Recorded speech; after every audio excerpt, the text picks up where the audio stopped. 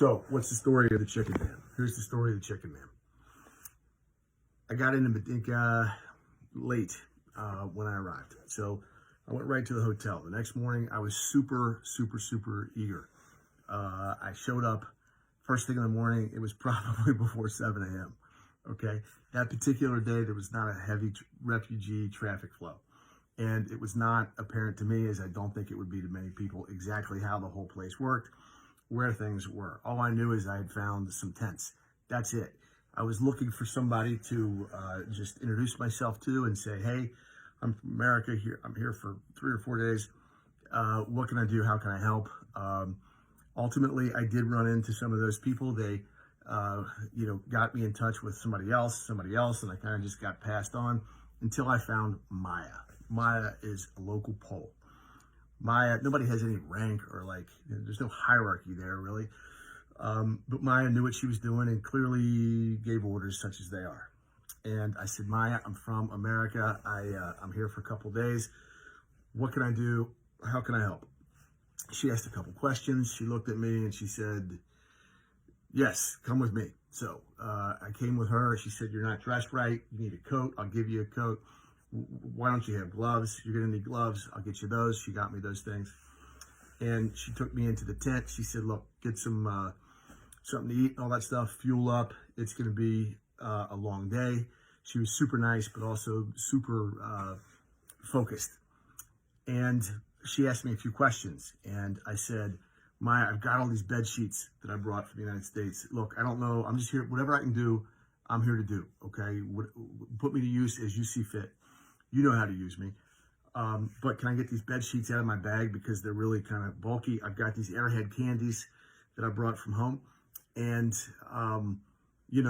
also, just so you know, I also brought this stupid chicken suit because I read on the internet or something that, they were looking for people to wear costumes to entertain kids. Immediately, Maya's face lights up, just lights up, okay? She's like, wait, you got a chicken suit? I said, yes. And she said, let me see it. And so I pulled it out of the bag. I was like, where can I put something? She said, yeah, bed sheets over there. Okay. I was like, all right. And she's like, you got candy too? And it was like 10 seconds where you could just tell she was like, And I could tell she was excited about this. And she said, put it on.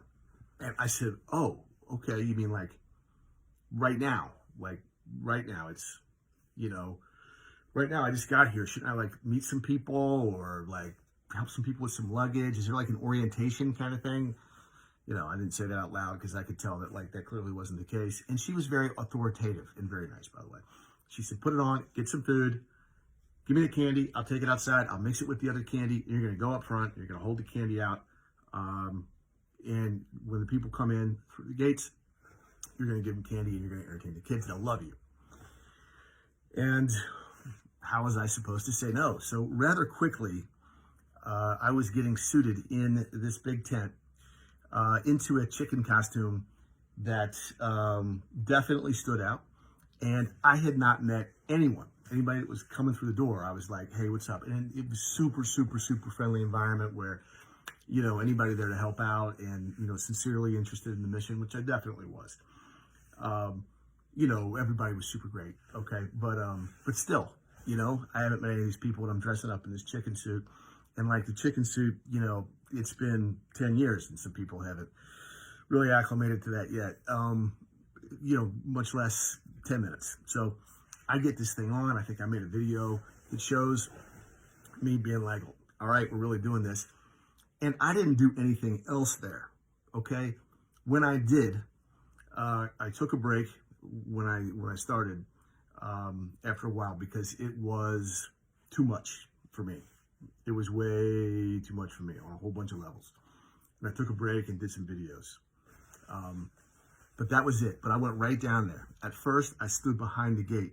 Thank goodness my new friend Ada was down there and with her 2 friends from the same town who were brothers. They were all with the Czech Red Cross. And they were just doing what the volunteers do right there, which is just wait at the border for these people to come through the gates, and then just help them with their luggage, their carts, hand out free stuff.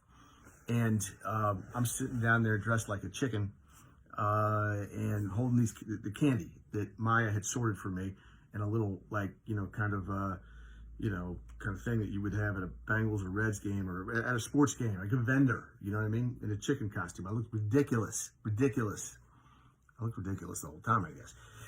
But in any event, Maya was like, who are you? Blah, blah, blah. And she was, Ada was. And she was so nice, okay? And she just gave me a lot of tips and made me feel really at home. So did the other two brothers. They will never know what a big role they played. And so over time, this definitely had some mojo, okay? Like, you didn't have to be a genius to figure out that, like, this really helped the kids and even really kind of helped the adults a little bit, kind of laugh at something silly as opposed to being consumed with the trauma of, finally making it out of Ukraine, and the trauma of, kind of letting go of a life, which realistically is not a life that they're going to return to perhaps ever, and certainly no time, quickly. And then the enormity of, holy crap, I don't speak the language, I don't have a job, I don't have a place to live, I have no clothes on my back, I've got what's in a suitcase. That is a big moment, guys. That's a big moment. A big moment. And I saw it probably 300-400 times. Me. Right up close. Because what happened was, when we could tell this was such a hit with the kids and even with the adults, and it made such a difference, Ada kind of pushed me up. And the border guards, who were super cool, all right, who had been like, nobody's allowed past that line right there, all the journalists and everything right there. That's the spot. That's where they are, because that's the first time you have access to them, okay? And the problem was the kids couldn't see me until they got past the gate. So Adam pushed me in, and I was encouraged to go forward, and the border guards were cool with it because they saw it made a difference too. And so finally I was in front of the gate, all right? And starting about halfway through the first day, I was the only one in front of the gate. The chicken guy was the only one in front of the gate. So now I'm up front, very, very, very, very, very visible. And that place right there is where all the journalists, obviously, everybody goes there. That's the moment of truth. That's when these people enter Poland. They finally make their passage. And there are emotional scenes there, as you can imagine. And so they're up there, and now I'm in a chicken suit. And these guys are like, who the hell is this guy? Why is he here, and what is he doing? But once they see a couple families come, and especially some of those kids, and you have some really, really, really, really special kind of things, it's just apparent that this thing is a good thing, and the journalists all took an interest. And now everybody wants an interview. And I just got there, man. Okay, and number one, I am overwhelmed by what I'm looking at, because every 45 seconds, 60 seconds, you have another family coming down, and you are part of this huge life, unspeakable moment, okay? And it's a lot for somebody that just got off the train. I mean, I'm a rookie of rookies, and it was tearing me apart inside. And, you barely had time to put your shit back together, forgive my French, before the next family came. And you understood how important it was and how much of an impact it made. And, I wanted to do my best, and it went from just being a guy in a chicken suit that waves at kids and whatnot to being the official greeter, kind of representing all these people that you could see were the best people in the whole wide world. They deserved to have a good front man. They really, really did. And most of all, these people who were coming in, these refugees, especially these kids, deserved to have, they needed. So it grew into more of a passive thing to an active thing. Anybody there, any journalist, for example, who saw me the third day, as opposed to the first day. The first day I was just doing, I'd wave a couple times and then wait for them to come to me. The last day, as soon as they were visible, I'm waving and I'm waving, and that made such a difference. And there were some just incredible scenes that I'll never forget, of kids like 50 yards out, and now they got somebody greeting them and waving, and the parents who were thinking about, like, oh my gosh, I'm about to leave this life behind and enter this foreign place. All of a sudden they see their kids happy, and who's this crazy chicken guy? And you can just see it. You could just see it. And the people, especially the Israeli contingent, who were so awesome. Their tent was right by the front, and they worked their tails off, going up and back. They would actually go out and meet these people with carts, okay? And after a while, as we kind of got familiar with one another, they would tell me, dude, keep it up, okay? Like, these kids, as soon as they see you, they light up. And that makes their parents light up. Like, keep doing what you're doing. And I'm like, holy shizzle. So I kept doing it. And by the third day, as soon as those people could see me, I was just waving. And I'm like, let's go. And, all this stuff. And from my perspective and the totality of the data was that it really, really, really made a difference. So I didn't take the chicken suit off. Anybody there knows that, like, I would take breaks, and you got to take breaks from that, man. You got to take breaks from that. That's a lot of raw humanity. And that third day, I made some videos and put them on Facebook here, man. I really had to get pumped, because I knew what that was going to do. I could do 2 or 3 hours, and then I would have to go just cry, just get it out. Just all the faces I saw, the kids I saw. These are overwhelming. These are almost exclusively women and children. The Ukrainian males between a certain age, which is, pretty much any husband's age.